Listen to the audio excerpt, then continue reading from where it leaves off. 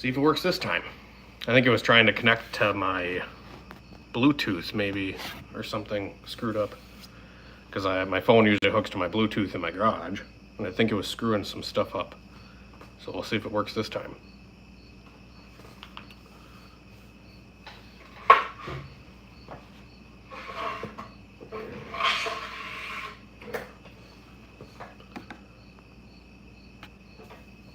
So yeah, like I said, I haven't put out a video in a little while, so I figured do a little live stream and say what's up to anybody that wants to join. What's up, Robert, Kevin, Andy? What's going on, everybody? Yeah, I just did a live stream like 2 minutes ago, and it kept saying like couldn't connect to audio and video or something. And I think it was because I was hooked up to my Bluetooth speaker. So it's kind of screwing stuff up. So hopefully it's working now. Robert, how you been? I've been pretty good. Hope you all are doing good too. Pink Bubbles, hey, hey. How's it going? Leapfrog, what's up, dude? I can't stay up. I'm not a night owl like you. Sorry. It's only like 10 o'clock here, so. Yeah, I shaved my face and my head. I do it once in a while. I'll grow it all out, make it all bushy and lumberjacky, and then I decide to just cut it all off. B4 Evate. Is that how you say your name? B4 Evate? But yeah. Much love, brother. I'll watch in the morning while I order some injectors. That's pretty cool. Me and Christine, I think we were at it for like almost 8 hours today. We had a pretty busy weekend on the HunterTuned.com website. So if you guys need anything or whatever, be sure to check out my website. What's the word, bro? Glad to see your video. Gave me inspiration to start tuning my own car. I just want to throw that out there. Hey, glad I can help, dude. Glad to help. How would you check bearing clearance for rods that have been pressed in wrist pins on a black with new sleeves? Well, bearing clearance is different than piston to wall clearance, which is what it sounds like you're trying to look for. The bearing clearance is the crankshaft journal where the rod connects to the crank. The bearing inside of there, that's the bearing clearance. And you're saying pressed in wrist pins on a block with new sleeves. New sleeves with new pistons, you would want to measure the piston to wall on the cylinder. So not quite sure on that, how to answer that, but what's up, JDM pre-runner, going to new levels with the paraglider. Yeah, dude, I kind of want to talk about that stuff or maybe make a video. I know a lot of people probably won't watch it, but yeah, it's been consuming my life for like fucking 2 months now, and I'm ready to hit the car shit again. I really am. Any updates on your shirts? You know, I can just keep saying every time you ask that, you know, maybe in a month, maybe whatever. But I do plan on having merchandise for Black Friday. So hopefully by like November, if you guys remind me and want to. The only reason I don't have shirts is because the last time I did shirts, it was kind of a large investment and they took a really long time to sell. So I don't know if there's a couple ideas that you guys can maybe give for shirt ideas. 1 second, I'm gonna show you a shirt idea real quick.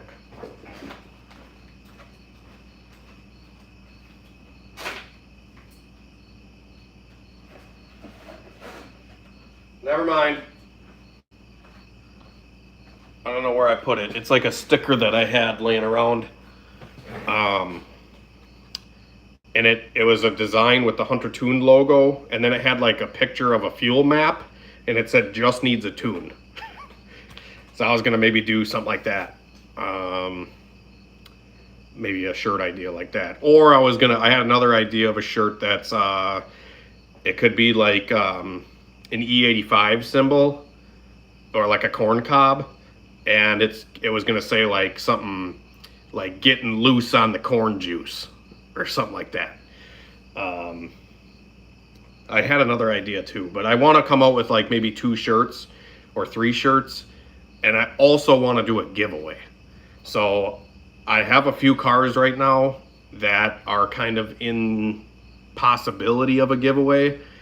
The S2000 is not it, just because I don't think I could make enough money on website stuff to pay for the S2000, and I really like that car and I want to make more content with it. The Del Sol is an option. People love the Del Sol, and I was thinking about doing a giveaway on it, but it's kind of a rot box, so I don't think it'd be a great look on my part to give away a car that's rusty. The car's clean underneath and everything like that, but the body's pretty rusty. So I was thinking about, I don't know if this sounds like a bad idea, but I was thinking about doing like literally like a budget single cam build on the Del Sol and then give it away.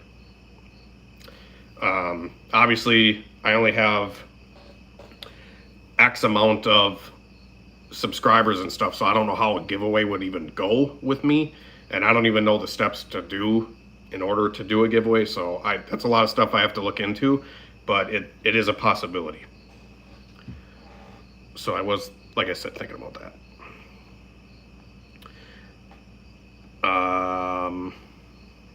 Robert donated $1.99. Should do more streams, maybe parachuting streams. Thank you for the donation. Much appreciated. Yeah, I think I might do a video on what I've been doing lately, because it hasn't been making videos, and I apologize. And it hasn't been a lot of car stuff, but I am getting back to the car stuff. I'm actually really eager to get back to it. I have really taken a kind of a long break over the last 2 months from car stuff, and I really needed it. Yeah, I really needed a break from car stuff, just because I haven't taken like a real break from car stuff in a long time. I've taken a lot of half-ass breaks from cars, and I substitute it with like motorcycles or whatever.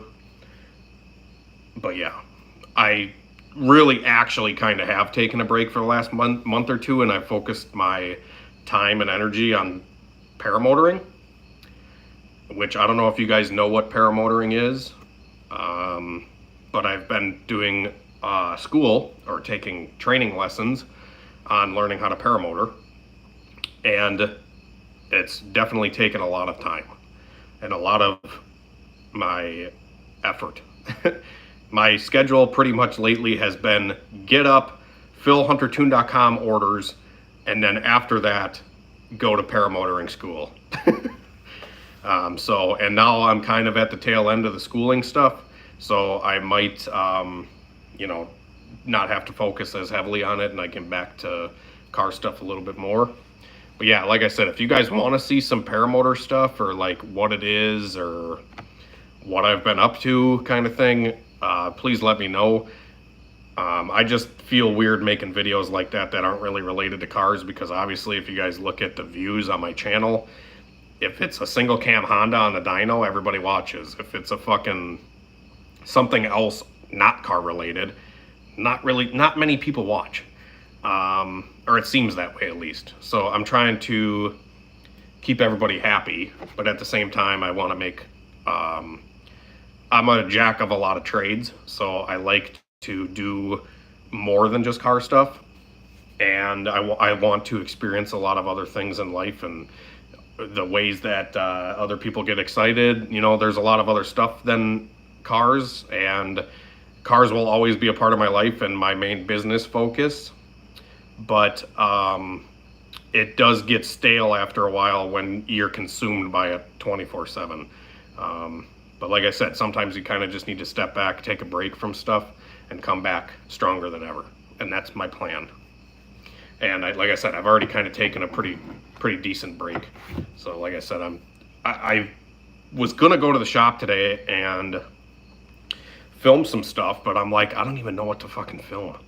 Like I'm just kind of like exhausted with like ideas and don't really know what way to. I guess I just don't like it when I go to the shop. I'm like, what can I make a video on? You know, I dropped my cylinder head off. I think at the end of the last video or one of the last videos, I asked you guys to remind me to drop my cylinder head off at the machine shop. Nobody reminded me, but I took it the next day. And it's been there for like a week or two now, so I'm just waiting on getting the cylinder head back for the single cam. And then we can do videos on assembling the single cam build, which I know a lot of you are excited for. So yeah, we'll do that. And then, yeah. I'm gonna read some comments here. How much for the S2000 JT? Did you message me on Facebook, JT? Because I don't really want to sell that car. I don't know if it was you or a different guy, but a guy offered me 25 and I said no, I probably wouldn't, and then they said 30 and I didn't respond because that's probably a fair price for that car, but right now I don't know if I want to sell it because I want to make more content with it and I want to just go have fun with it for a little bit. So I don't think I'm really ready to sell it. Rangel Gomez. Any chance you would allow people to just come and chill and learn, maybe just do a dyno day? I was thinking about doing a dyno day. I do bike nights once in a while down at Beckett's in Oshkosh. And we do, you know, you can bring your bike by and I charge you 25 bucks. You can put your bike on the dyno kind of thing. I was thinking about doing something like that with the cars, but I feel like it would take a lot of planning and I would need some help to strap cars on and off, and I don't know how long it would take to just do a run on a car, and then it would be a lot of work on my end to do a dyno day, and I've just kind of been a little gun shy on doing one, but it's a good idea, and maybe I should do one this fall. You know, maybe coming up. Maybe I could do one in like a month or two, I don't know.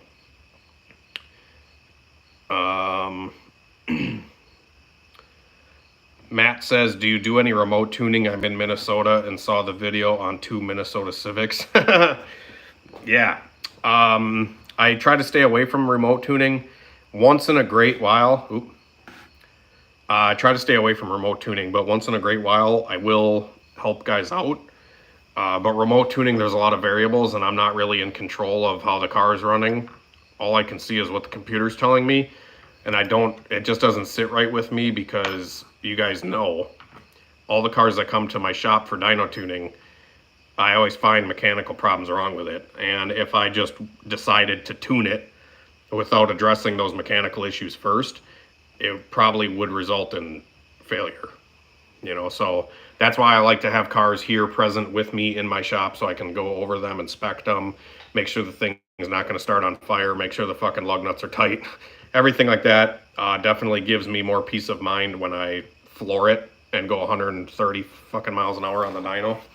So I prefer to have cars at my shop, and I don't really have time currently to do remote tuning. I have enough other stuff going on currently. So I apologize, but maybe sometime in the future I'll start offering it again. Maybe never, Pink Bubbles. Yeah, I'm hoping I'll have some shirts soon. I know I'm late, but congratulations to the both of you. Best feeling ever to make it to that stage of life. I'm sure he's talking about my baby boy on the way. I'm very excited as well. Yeah, thank you. Is paragliding naked on the agenda? It probably would be very freeing, you know. So maybe someday. Cool ideas for t-shirts. Nice cut. Thanks, dude. Did it myself. Probably looks like shit. This side definitely looks like a little thinner. It's probably the light. It's definitely the light. Thank you, though. Has my shirts fallen apart yet? No, I still wear them. I'll take your EG. You see, that's like another car that I just, you know, we must have like minds because that's one car that I don't want to sell.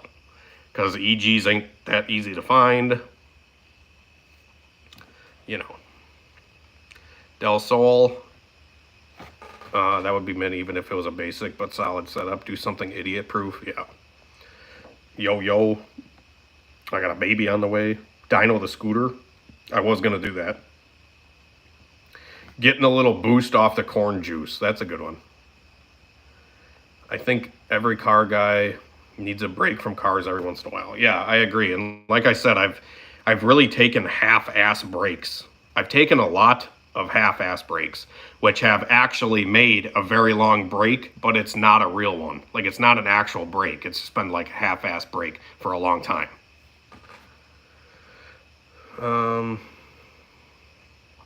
It was not you on Facebook, yeah.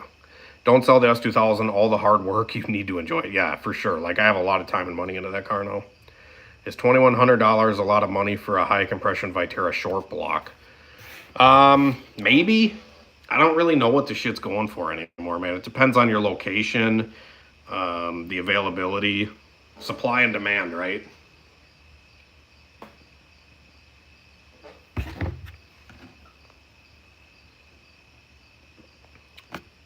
But I will tell you, if I was going to build one for somebody, you can find a Z6 motor for probably like $500.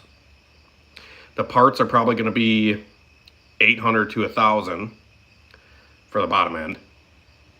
And then I would say another $800 to $1,000 to assemble it. But you don't know what you're getting when you're buying somebody else's assembled shit. So you got to remember that. Did they put it together right? You know, expect if you're going to buy a short block from somebody, I would take it apart and inspect it. Make sure they did everything right. Anybody in here have a Y8 or Z6 crank? Trying to line one up. Yeah, I don't know. They're getting a little tougher to find. A Z6 crank is way better than a Y8. So if you can, find a Z6. Sign a waiver just in case, $150 for 3 pulls. I'd be willing to help you with things. Yeah. Like I said, it's something that I'm planning on thinking about maybe. I recently had a flex fuel sensor F up my dyno slot. Because you were getting tuned on flex fuel. I tune a lot of cars on E85 without a flex sensor. Dyno the baby. What are you drinking? Some lemonade. Watermelon lemonade. What's up, Nick? Everyone wants a single cam, power wheels for the baby. Yeah, dude, I can't wait to build like some fucking Milwaukee drill battery power wheels. Shit like that. How's your G-body doing, Nick? Flex sensor would error and the Holly would... Oh, it's a Holly car, yeah. That sucks. You know what I tell guys that have flex sensor problems? You wouldn't have that problem if you just put E85 in it all the time. I know it's not realistic, and flex tuning is really cool. I just like, I just run E85 all the time and everything. That's just what I do. Getting ready to re-gear the rear end. Fucking mint. What's the chance of you sponsoring us if we decide to buy HunterTuned products? Who's us? I know Jack Spania has this rule. Like, I have had some people reach out to me asking for sponsors of like free set of injectors or some parts or whatever. And I would be willing to do that, but I'm not willing to do it when people email me saying, hey, bro, can you sponsor me? And that's all they say. If I reach out to a sponsor and I want help with a build or trying to whatever, I lead the conversation with how I can help them. Because personally, it's not a smart business decision on my end if there's not any return for me. Like, if there's some advertising that can come from it or some publicity from my parts, you know, donation or whatever, then obviously it's a smarter opportunity. But the opportunity has to be right, and the reward on my end has to be there as well. Like, it's a two-way street. A sponsorship is a two-way street.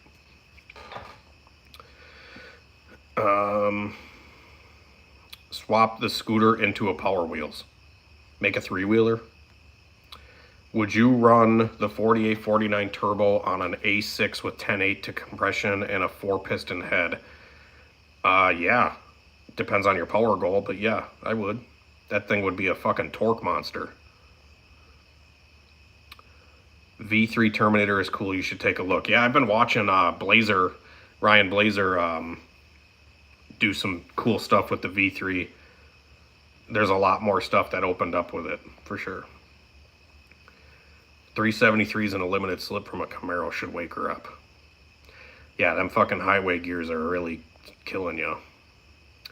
D16 short block from VHB Engines. He takes the block to the machine shop and installs the pistons. Yeah, I mean, if it's a reputable place, man, and you think it's worth it, fuck yeah, go for it. I'm running a HunterTuned fuel system on my LS Grand Prix all mint. Fuck yeah, good to hear, bro. What's up, Mike?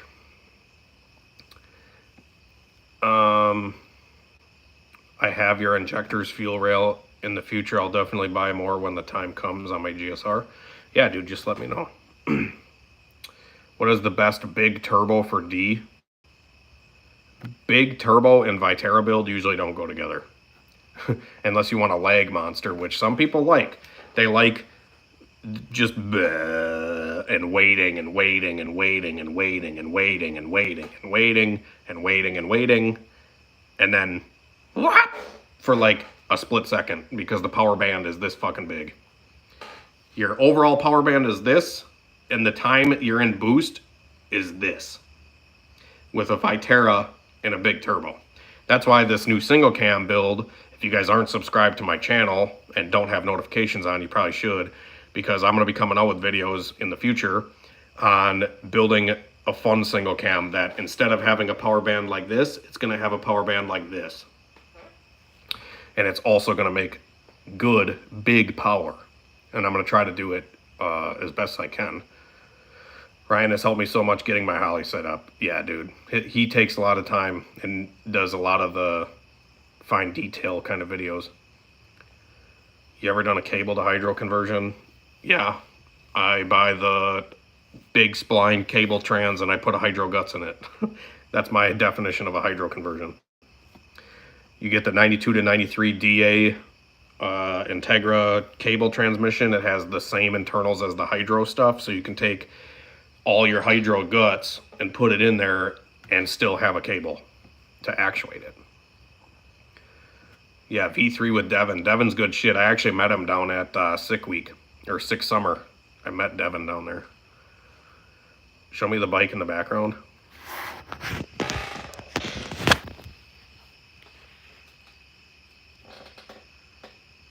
This one?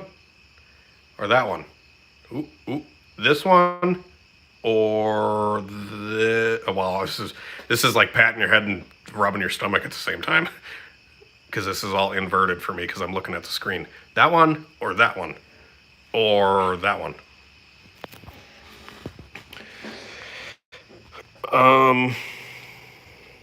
11 to 1 and a 35R for a single cam.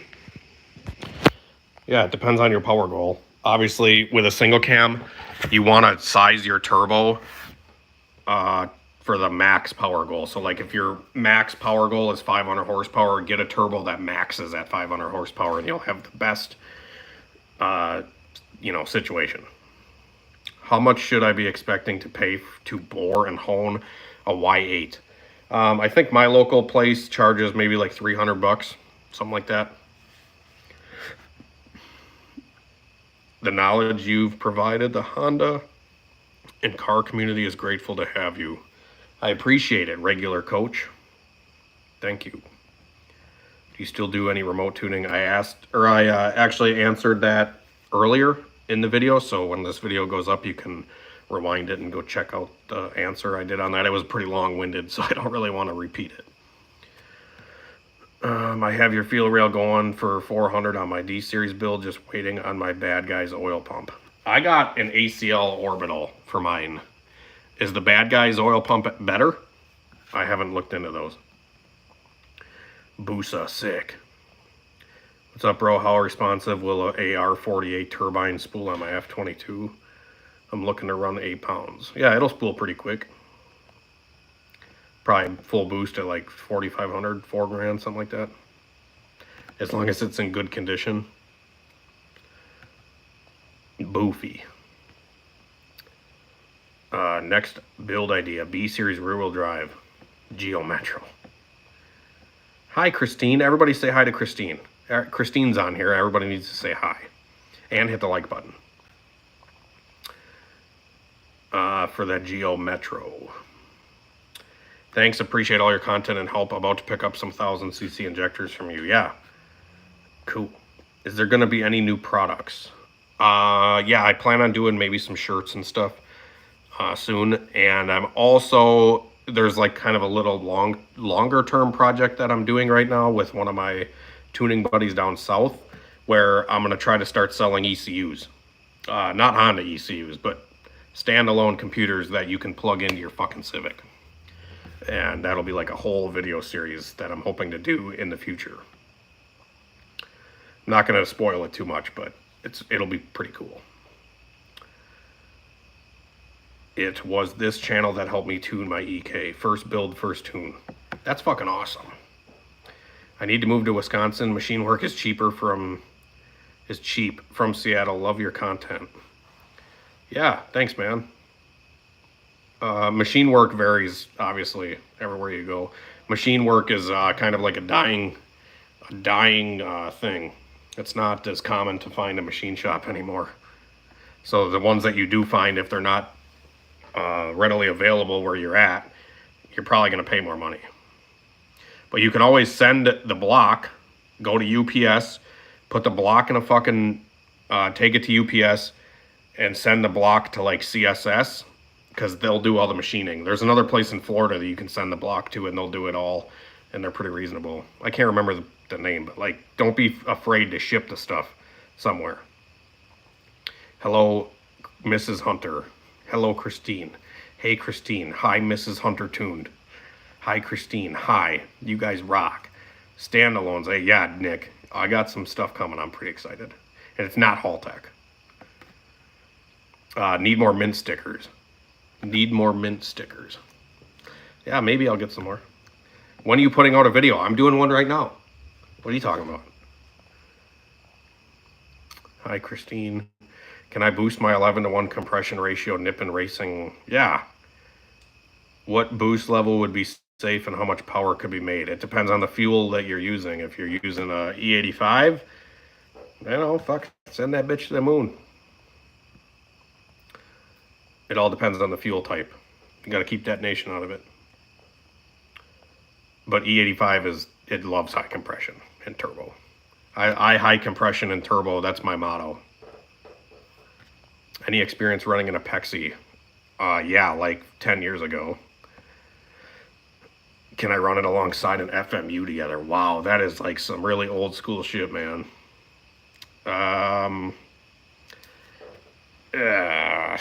Just get a chipped ECU, man. It's that Apexi stuff is so old you can't even like get the cables and the software and shit anymore. And FMU is, man, that's just really old school stuff. It's not safe. It'll work for a little bit, but you'll probably end up blowing it up. I would just get a chipped ECU. I'm doing a first time turbo build with a Y8, or just bite the bullet and buy a Honda or something. I would personally. I'm doing a first time turbo build with a Y8, Speed Factory rods and pistons, BC springs. Any recommended head work? I mean, you got the springs. The valve springs are important. You know, a set of retainers. You know, maybe a cam or something if you want, but don't over cam it. Put a decent cam, you know. Just run the stock shit and see what you want out of it. You know, if you run the stock cam and you're like, man, I really could use a little bit more top end, then get a cam, you know. If you drive it with the stock cam and it's a lazy turd and fucking laggy as shit, maybe you should get a smaller turbo. Maybe you should start downsizing. But it all depends on what you want out of the setup. You know, I can pretty much tell you exactly what you need if you tell me what you want out of the car. You know, 862s or 317s. 862s all day. 317s are a fucking doorstep. Or a door. What do they call those things? A doorstop? That's about all. You guys hear that? Two-step? Whoever just did that way out there? Yeah, 317s are a fucking goddamn throw in the junker. They're worthless in my opinion. 317s don't make shit for fucking power. 317s are on it or 862s? I wish I could Honda, but my car is OBD2 and auto, so not many options as far as auto trans and programming. I mean, dude, just chuck on the FMU if you want and put a wideband on it and make sure the thing's not going super lean. You're not going to make enough power through the auto trans anyway to really kill it, I don't think. So you might be okay for a little bit. Give it a shot. Do you suggest a B16 or an LS for turbo? What are you trying to do with the car? A B16 trans is going to accelerate faster. An LS trans is going to keep you there longer. You know, I like the shortest gears possible for what I'm doing with the car. So if I'm doing quarter mile, a B16 trans is going to top out at like 400 horsepower. You know, you're going to be at the top of fourth gear going like 126, 128, something like that. And with an LS, you're going to be going 155. So if you don't have the power to go 155 and a quarter, the LS trans isn't going to benefit you. You always need to gear the car for what you're going to do. If you're just cruising and driving and you don't want the RPM screaming on the highway, the LS is better. But just remember the LS, you know, you're just not going to shift it as much. It's also not going to be in the power. It's not going to get to the power band quick. I don't know what I'm trying to say, but there's pluses and minuses to both transmissions. That's why a GSR is a good middle ground. A GSR transmission is the most popular because it's like the best of both worlds. But I love B16 transmission. I hate LS transmissions in general. I'd rather put a B16 trans in before I put an LS in. It's going to be short. It's just going to be more fun. You know, it's short gear. It feels like a crotch rocket, you know. What size turbo to make my LS VTEC hit 550 horse? You could get a 5855 or a 6262. Either of those would do it. The smaller, obviously, the better, in my opinion. If you don't ever plan on going above 550 horsepower, get the 5855. If you have an addiction to horsepower and you are always wanting more and more, maybe get a turbo that's a little bigger so it can grow with you. 862, somebody told me to swap the 317s. Yeah, fuck that. 317s are really low compression. The 862s are really high compression, so you lose a lot of compression when you put a 317 head on. I had 860. I call them great 62s, not 862s. They're great 62s.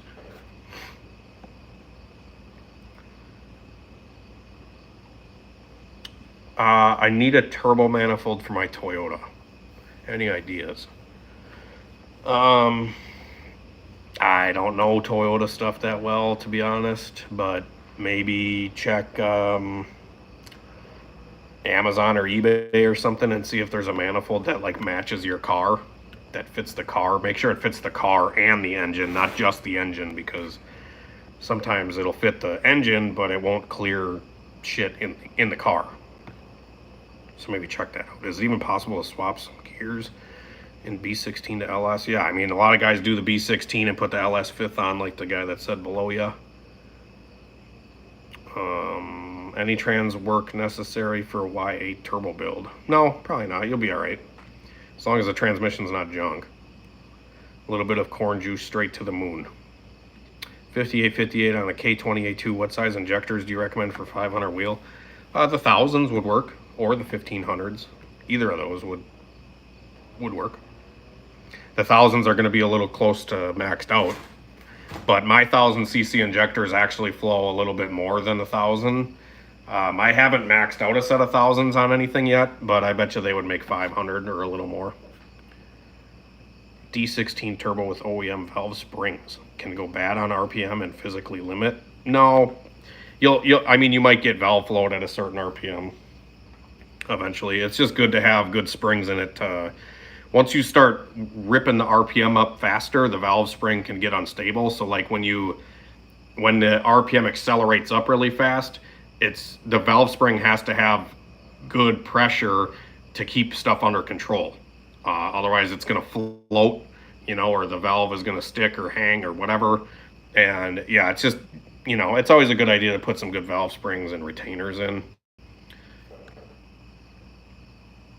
But yeah, I'm probably going to dip out too, guys. Thanks for joining in on the live stream. And yeah, shoot me some video ideas, what you guys want to see.